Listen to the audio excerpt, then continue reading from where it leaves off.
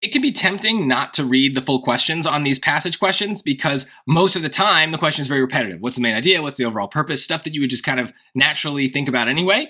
But sometimes the question is very, very specific, and I do think that reading it can be helpful. In this case, according to the text, what was surprising to scientists studying the seismic activity data from NASA's InSight lander? We're about to get a lot of information about these things, but the only thing I'm going to be now listening for is when they say that something was surprising or some related word to that. So let's take a look.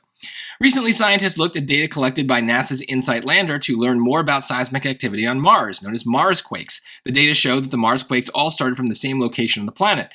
This discovery was surprising to scientists, as they expected that the Marsquakes would originate from all over the planet because of the cooling of the planet's surface. Now, scientists believe that there could be areas of active magma flow deep beneath the planet's surface that triggered the Marsquakes.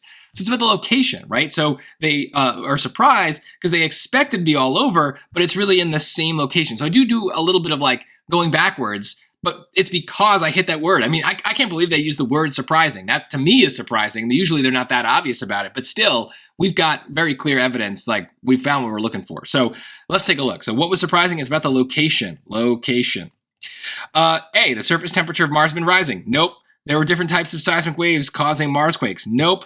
NASA's InSight lander collected less data than scientists had expected. Nope. All the Marsquakes started from the same location on the planet.